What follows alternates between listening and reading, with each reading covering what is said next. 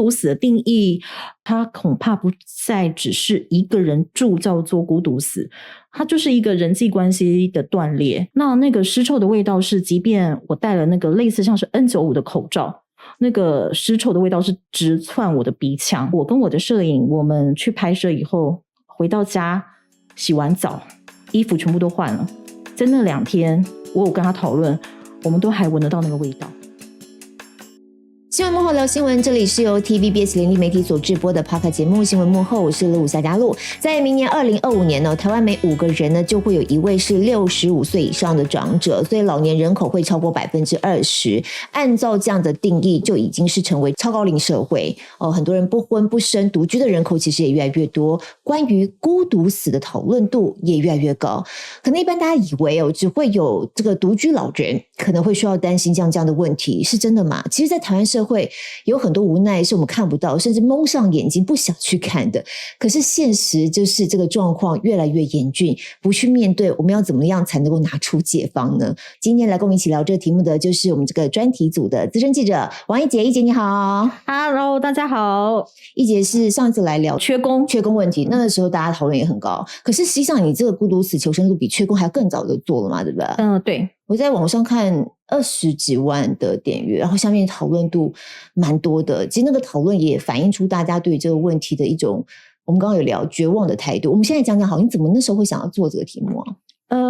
那个时候是我的长官，然后他是有问我说，可不可以我们来做一个，因为就是2025年就超高龄社会了嘛，对，那现在独居老人也很多，那我们是不是可以做一些比如说关于独居啊老人的议题，或者是长照的议题。那个时候我就在想说，那要从这个方面发展的话，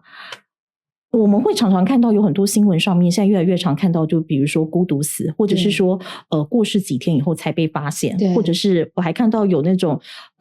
媒体的下标是比如说过世多久被发现，然后仅破门而入，白骨在床上，就是看到这样子的标题其实是非常触目惊心的。对，那这样子的案件可能也会越来越多。那个时候我就在想说，孤独死这件事情可能是大家要非常正视这件事情，所以我就想说，那我们就从孤独死来破题吧。你在整个搜集资料还有采访过程，整个规划过程，心情上是一直都是处于一个很沉重的状态。对，这个很难，因为你会听到很多人的故事。那比如说像是我真的这个印象真的非常深刻，因为在我的主新闻里面，我们有跟着那个遗屋整理团队，然后他就直接进去就是孤独死的现场。它是一个什么样的团队？它是一个公司吗？还是一个它其实是因为社福组织，有点是办公益，也不能讲说公益，应该是说因应现在这个高龄少子化的社会，然后还有孤独死案件越来越多，那其实像这样子的团队会越来越多。他有这样的需要有这么一群人帮大家来处理。如果又是独居的状况，然后已经离开了，总是应该要有一个人来去出面帮他处理后面的事情，这样子。对，而且因为他可能也许他是会有囤积症，他可能东西特别的多。我看到你那个画面我也吓一大跳。对，那已经是我们处理过的画面了。就是我们已经是尽量放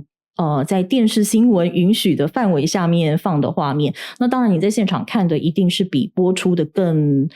让你 shock 的。对，那你原来在规划要做这个题目之前所预想的各种状况，跟你实际在执行拍摄的时候有没有很大的落差？我觉得因为做记者很久了，其实你预想的状况一定多少都会预想到。那个时候我们在跟就是这种很专业的遗屋整理团队在接触的时候，那我们也会去询问他们，比如说如果说我们跟着你们进去的话，那可能会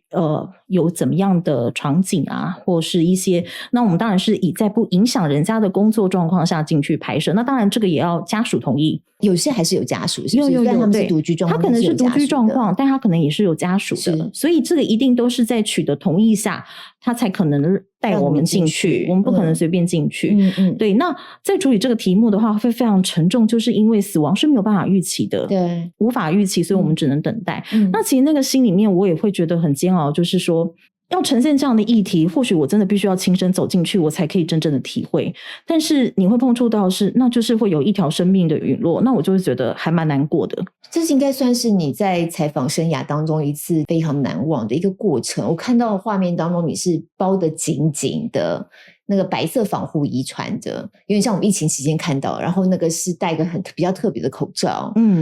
那即便进去，我们当然透过影像我们是闻不到味道，但透过你的文字描述还有现场音，因为现场音就会有那种干涸的声音，你会知道那是一个让人觉得压力很大很不自在，或者是总而言之就是很难在那个环境可以好好待着的一个气氛就对了。我们跟着那个遗物整理团队，他们有接比如说一般民众的请托的案件，那一般有一些是他们是帮助有一些弱势的独居者，所以那个团队是非常专业的。那我们跟着他们进去，他当然会给我们一些防护衣。那为什么要包得紧紧的呢？是因为我们的脚踩过的地方可能会有湿水。对，所以那当然就是说遗体的部分当然是之前都已经先处理过了，对，都是已经搬开了，那他们搬开以后他们才可以进去做整理，就是在家人的带领下他才可以进去做一些处理。那我们要穿成那个样子，然后要包着。那为什么要这样包着呢？是因为你进去之前有一些预期心理嘛，有先做一些心理预备这样子。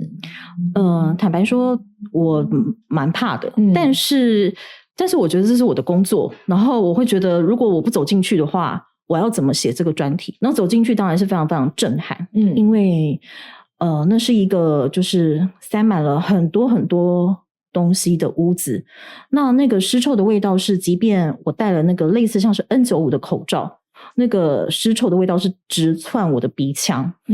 就是你还是可以很清楚的闻到那个味道。那个味道其实是专业的团队他已经处理过了，就是他可能在1-2天前他们就会先去做一些气味上面的处理，然后在几天以后再去做一些物品上面的整理。那我们在那个当下闻到的味道是非常非常惊人的。那个味道他要穿那个防护衣是因为那个气味会附着在你的毛孔、鼻腔、衣物。哇，对，那个东西是会附着的，那个味道，所以我们要穿成那样。他们会说像我们头发也要包起来啊。对，那像我跟我的摄影，我们去拍摄以后回到家洗完澡，衣服全部都换了，在那2天我有跟他讨论，我们都还闻得到那个味道。所以那个是你觉得好像是走进了一个人的人生，然后那个气味，但那个气味呢，你真的是会非常非常的感慨。然后我也没有办法形容那个味道。我没有办法形容。对，从这个场景来破题啊，就提到你刚才讲的感慨那2个字，你有一些怎么样不一样的感慨或是不一样的体会？这一次我们的那个受访者，那个遗物整理团队，然后里面的遗物整理师，那他是一个非常非常专业的人，然后他跟我说大家好像对那个孤独死这件事情，可能也许这个名词是来自于日本，或者是什么。他说大家好像对于都是好像是高龄者，对，长辈老人家，对。但他说在他们处理接触的非常多的案件当中，其实中年人也很多。对，我看到那段访问有点吓到。他说是一半一半，一半一半啊，就是老年人跟比如说中高龄，就是中年，它其实是一半一半。我印象中好像大概40到60岁这个区间。对，然后他还有跟我分享的地方就是说他们也有曾经处理过的是跟家人同住在一个屋檐下，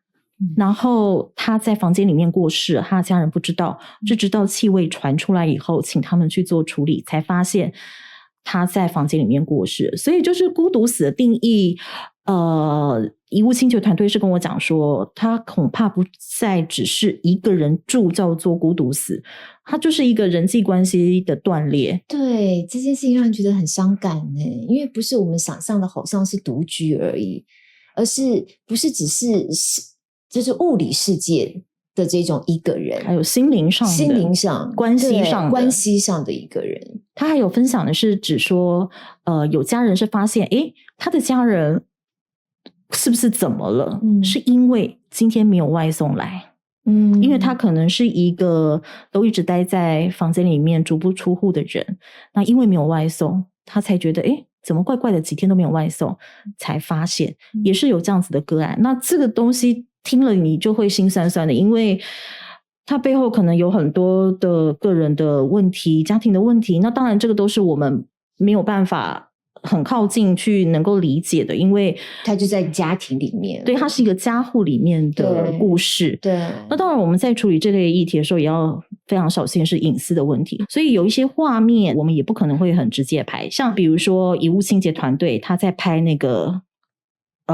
往生者倒下的地方，那你倒下的地方它因为是后来才被发现的，所以它可能有蛆有湿水都流出来了，那像那样子的画面我们就不可能，对，我们就不可能会去做，光是用想象的都觉得不大舒服，更何况画面上的呈现。对，所以那个是非常震惊的。对，当然我们不会看到蛆，是因为说遗体已经可能几天前就已经被就已经挪开了。对。那遗物整理团队后来再去清理的时候，是在做下一个阶段的工作。可是像湿水啊、都还是会在血啊那些，就是会在，那可能你的物品就进到湿水了。那像这样子的东西，那可能就是要。家属可能就会需要请他们来做一些专业上面的处理，还有气味上面的处理。对，当然这是第一个画面带给大家的震撼感。不过你们后续还是再往下来延伸探讨，有没有什么样的可能性，搭一个什么样的网络可以尽量避免这样的事情发生吗？所以我看到你在里头也讲到了一些社区上的互助网络啊，或者有一些公益团体专门帮老人家或独居者来做送餐服务的这种。对，现在就是变成现在家户的结构的人数都很少嘛，对。那即便你不是独居，可是你们家里面的人可能也不多，那或许是说，那现在一个人的家户又更多，那所以在社区上面，就是你在那个社区上面的连结就变得很重要。那比如说像我们这一次有去拍的是有一个社区，他们可能会有一个志工的小队，然后他们就是，而且他们组成很多都其实是有点年纪的他可能是中高龄的爷爷奶奶那一种的爷爷奶奶，志工本身就爷爷奶奶。对，那他们可能会透过一些比如说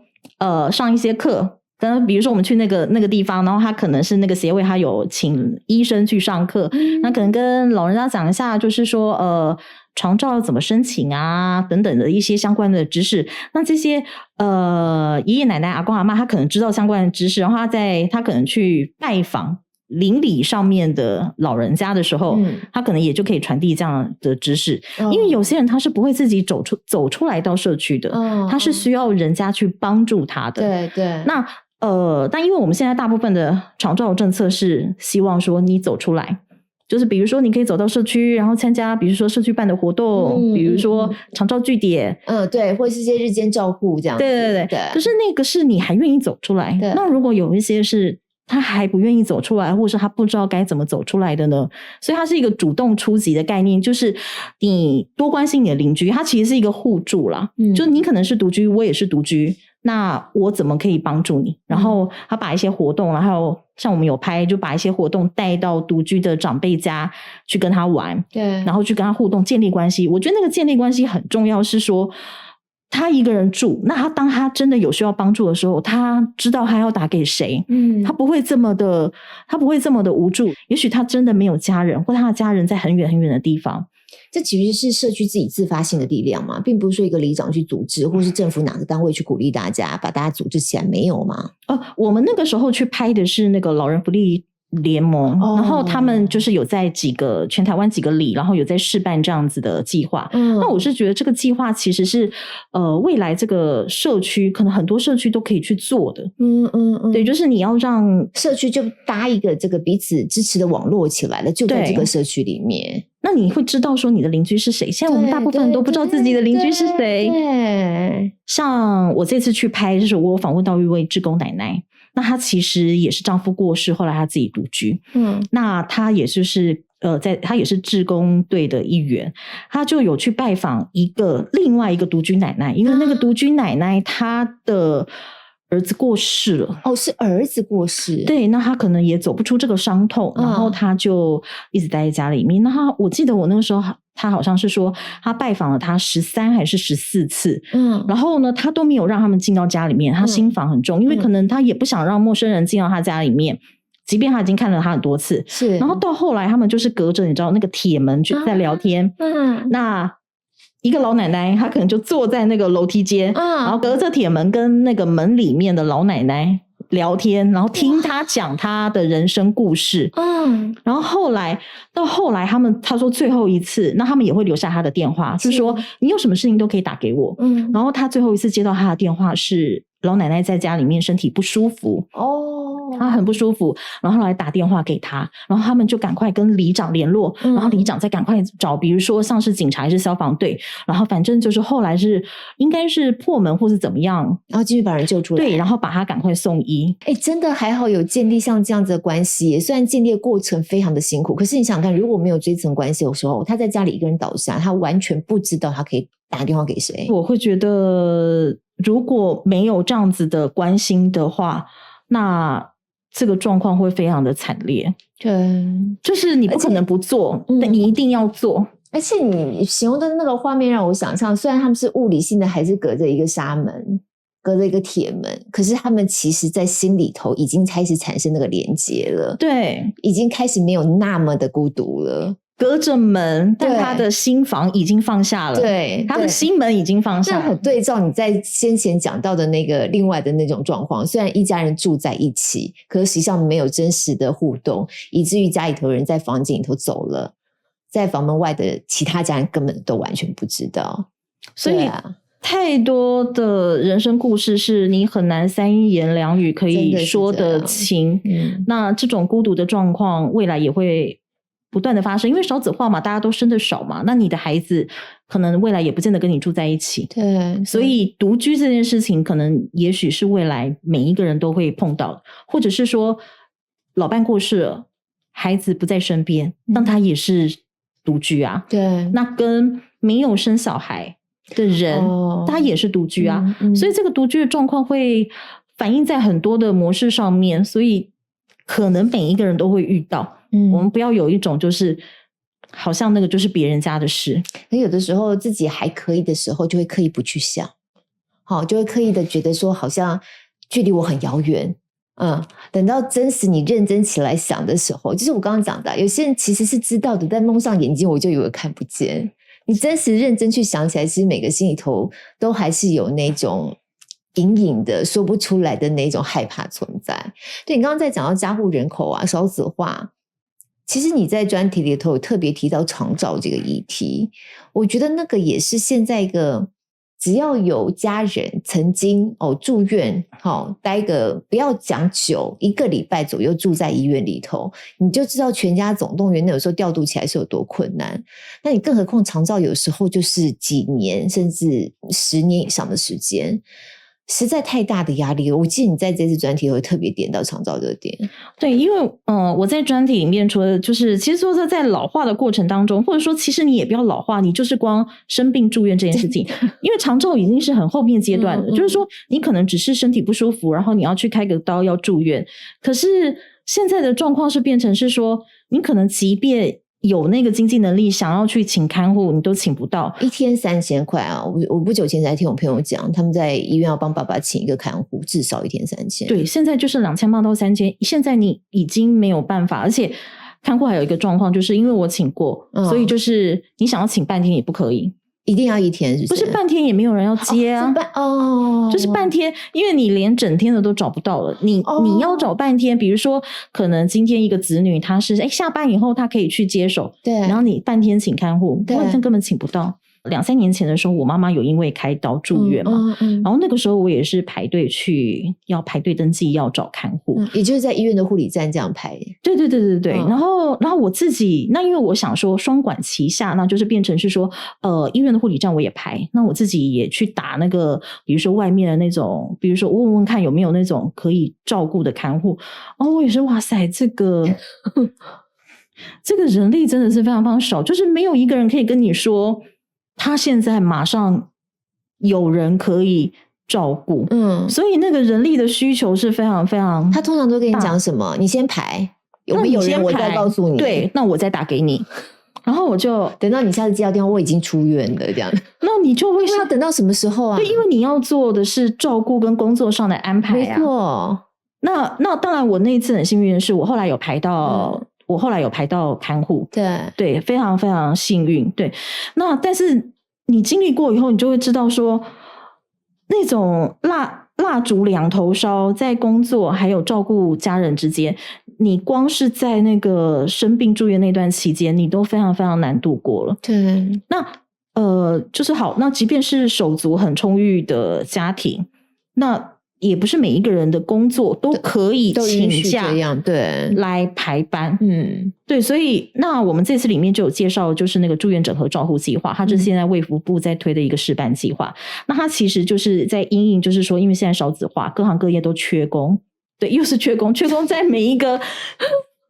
缺工就我们上次在聊的，对啊，体现在每一个领域里面都会发生的事情。所以医护现在缺工也是超严重。对，医护缺工，看护缺工。那因为缺工，然后又加上这个请看护的经济负担是非常大的。你想看，如果一天3000块，你一个月你只要10天就是3万块。那是一个非常非常庞大的一个支出。然后所以这个住院整合照护计划就是比如说它是有一点点类似，我专题里面有介绍，有点类似像共享经济的概念。就比如说这个医院培训这样子的看护，那他是医院的员工，那你去申请登记，那比如说他可能是一个看护1对1比5，照顾5床的病人，因为有一些病患或许他不用人时时刻刻在旁边嘛，他可能定时来看一下，帮他拍一拍，翻个身或什么之类的这样。对，或者是说他可能开刀，他可能在开刀复原期间暂时不方便下床，那你自己下床会有危险啊。那如果有个看护，他可以帮你扶你下床，在你恢复的这段期间，有些人也许是脊椎开刀，像我们有拍到的是老人家脊椎开刀，他可能在开完刀的那几天是他特别不方便的时候啊。那这样子1比5，然后这样去照顾，那既可以等于是说大家都出一些钱，然后去共聘看护的概念，但就不用一天3000块这么多钱。对，一天不用。那这个示范计划就变成是说，有一部分是政府出钱，那一部分是你自己出。政府出钱的意思是健保吗？对，就补助给医院。对，政府可能补助给医院，那一部分是你自己出钱。那所以就是变成是说，在人力很紧的状况下，你可以用一个看护，然后照顾比较多的病患。对，然后另外一个状况下也可以减轻大家的经济负担。对，那当然它还有一些实务上的困难，是比如说我也不知道看护现在的这个数量是够的嘛。因为要在医院做看护其实现在也没有这么容易，因为在医院做看护它是医院要去训练看护。对，它就是它有点是它跟国外，因为国外有所谓的护佐协助护理师，他其实另外一方面也可以是协助护理师，因为护理师现在也是人力非常的没错短缺，那他们的工作很忙，他不可能帮你顾每一床的病患。对，那他们可以协助护理师，比如说护理师拿了药过来，那你可能就是帮忙看他们，对，像这一类的。或者是说帮护理师注意一下病患现在的状况，他们是一种专业上面的分工，一个是在生活的照护上面，一个就是护理的专业上面，他就可以护理师可以 focus 在他的护理专业上，所以在人力的培养上其实也是一个挑战呢。这样听起来就是医院要愿意，然后但总而言之，你看到在政府推出像这样子的示范计划，你觉得这个是可以思考的方向？我觉得它是可行的，是在一个人力这么缺，而且大家坦白讲，请看护的经济费用，我相信不是每一个人都可以，每个家庭都可以负担得起的。对，那如果这个是我们已经可以预知的未来，就是台湾就是一个高龄化，明年就超高龄社会了。对，那如果是这样的状况下，我觉得这个计划应该还要更快。你在做完了这整个专题之后，你回头再去整理一下，你觉得目前整个老年族群的照顾上，是不是还是多半没有办法依靠政府，还是必须要家户内靠个人关系自己去想办法？我觉得它应该是各方面都要更积极各方面都要更积极。就比如说如果你是以家户内个人的话，你当然可能也要对自己的老后有一些预备跟安排。那当然金钱这件事情一定是难免的啦，因为衰老这件事情你会面对就是生病啊、住院啊、医药费啊，你这个一定是的。那政府方面的话，我是觉得是说因为我们现在是 focus 在长照上面嘛，但是比如说像是你还没有要走到长照阶段，你看像生病住院这一块，你根本还不用走到长照，你可能只是一个我身体还 OK， 我只是去开个刀，他可能都没有办法度过那个阶段，那该怎么办？就是它会有很多进程，比如说你衰老，那你可能会进入亚健康。亚健康，对，亚健康就是你还不是到一个需要卧床或失能的状况，你没那么健康，但也没那么糟糕。对，就是这是他们真的是专有，对，这是真的叫亚健康。那它所以就是说，它会有很多阶段，那你在每个阶段上面，我觉得你都要想办法去投注这样相关的资源跟关心。那当然，长照一定是一个非常巨大的一个公共议题，它真的是很需要政府的支撑啦。那整个看起来，你觉得现在政府做的，还需要更积极？你刚刚讲，我觉得就是我觉得需要再更好一点，需要再更好一点。我自己个人也是属于觉得好像有点小小的绝望，但是我是觉得说当然也有不错的，比如说住院整合照护计划，我就是觉得它是一个可以很 push 去推的，但是因为我后来发现好像不是很多人知道这件事情对，但我就会觉得说这个块在加强力道上面，像我就会分享说，因为我做过这个专题，我知道这个政策，然后呢像我周围有朋友他们家的长辈也是住院，我就问他说你住哪个医院，那他跟我讲了以后，我就说那你去问护理站问问看。那他是有在那个住院整合照护示范计划里面的示范医院，然后他就去问了，然后他们后来也请了，然后他就跟我讲说，他真的是让他们的手足可以压力比较轻一点，因为大家要想办法轮班上班，那真的请了一个这样子的看护，经济压力上面也没有这么大，然后又可以舒缓那个照顾的那个压力，实际上是可以帮助得到大家的一个政策啦。对，你自己刚刚讲也不小心脱口而出这样说，你自己做这个专题你也有点小小的绝望。我就是回到我刚刚最前面讲的你那个专题上面讨论串，大家看起来普遍就是很绝望，因为都在讨论安乐死，好像面对这个议题，大家已经拿不出其他的方法了，只能够诉求安乐死可不可以合法化这样子，而不是往前推说有没有一些预防的，不管个人做好也好，或是政府什么样的政策预防医学或什么之类的，大家不是往这方面讲，全部都在想安乐死这样。所以你整个做完之后你会对自己的老后开始有一些什么样的想象吗？我觉得你会对自己的老后开始有一些不一样的想法吗？我觉得钱是真的要准备多一点钱是真的要准备多一点。对，因为生病这件事情，你光请看护这件事情，而且现在可怕的是看护还请不到，所以我就很希望像这样子的政策就一定要，当然它如果能够普及化变成一个常态性的政策，我觉得对台湾是好的，因为现在还是处在示范计划，那示范计划的为难之处就是在于就是说今年补助，明年不晓得有没有明年补助，对，明年补助，那后年会不会有呢？示范嘛，他示范就是去踹看医院可不可以真的执行，然后民众的反馈好不好。但我自己但是因为现在使用率不高，但是当然它可能也跟每个医院开这样子的床位可能也没有那么多，因为在示范阶段并不是全院都实施嘛。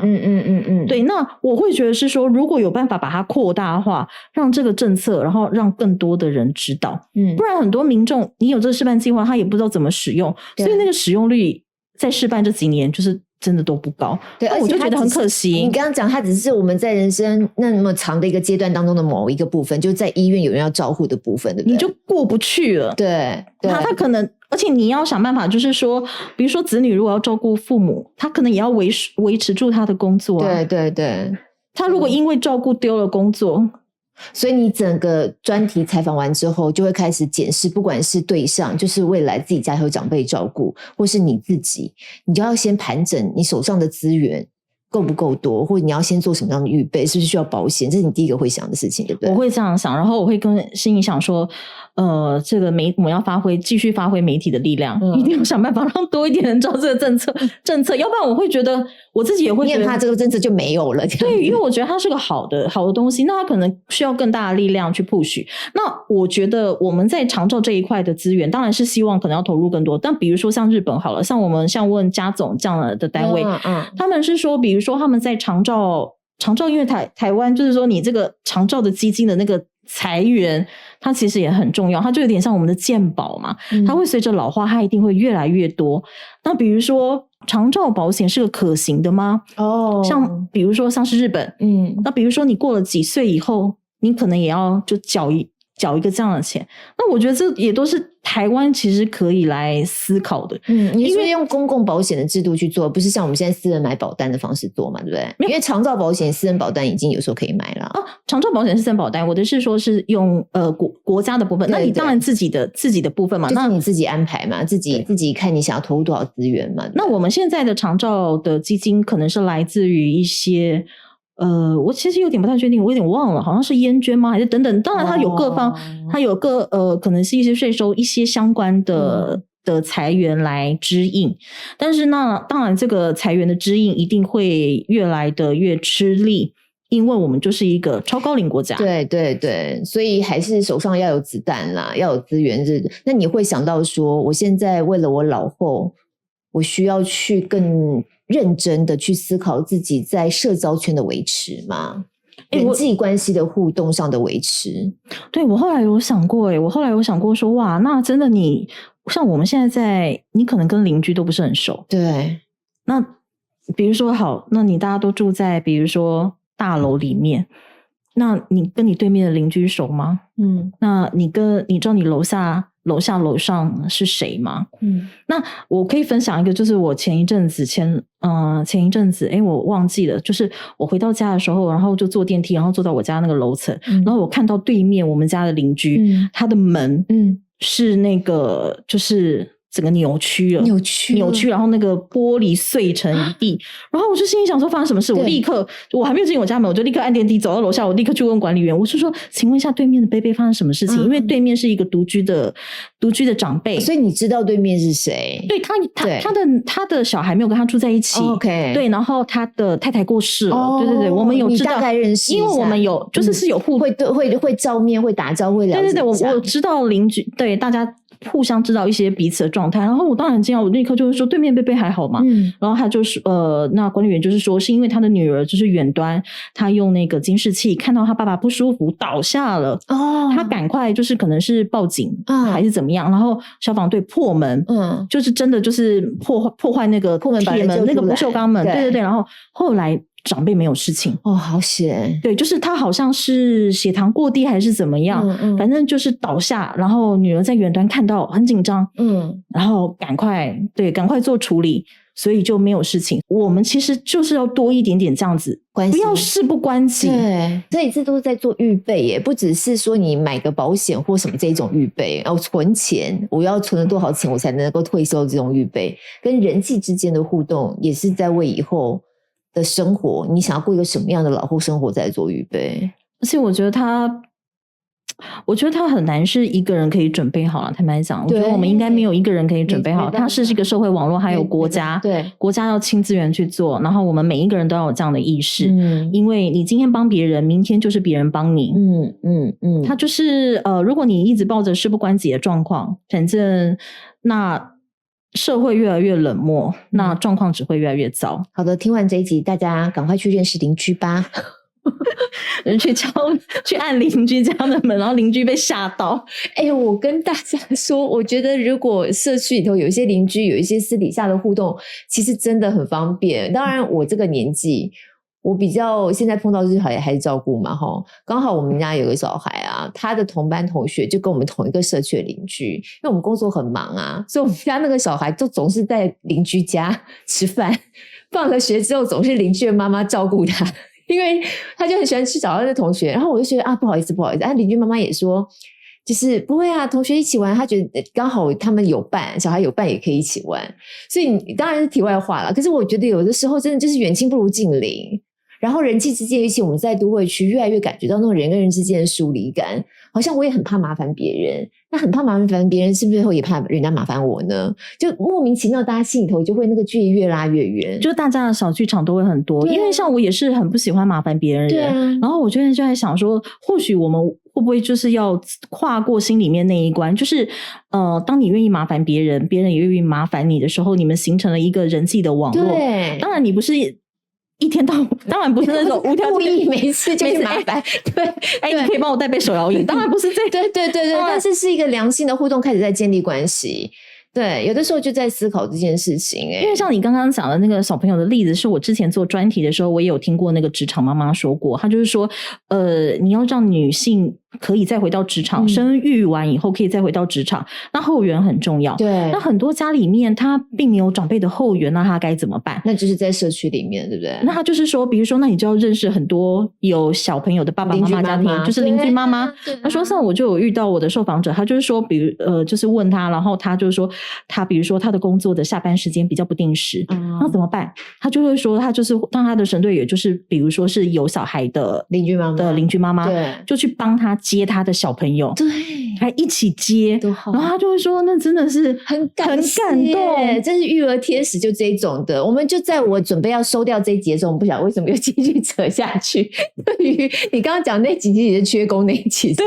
我们也可以把链接附上，大家有兴趣也可以回头去听。好啦，非常精彩，孤独死求生路的这一个专题，50分钟，在网上看是50分钟，对不对？我们也会把链接附上，大家可以在 YouTube 回头去看。大家要准备卫生纸哦。真的，尤其你那个破题的那个画面，实在是让我印象太深刻了。回头去看完之后，也还是要仔细想一想啦。有时候讲好像越讲越轻松，越讲越在开玩笑一样的说，但是这是真的。有没有可能我们现在就开始左邻右舍开始认识，我们虽然笑着，可是我们是含泪的啊。我们对开始建立连结，因为你说好保险啊、钱啊，这我可以自己预备的。可是跟别人建立关系，这个有的时候要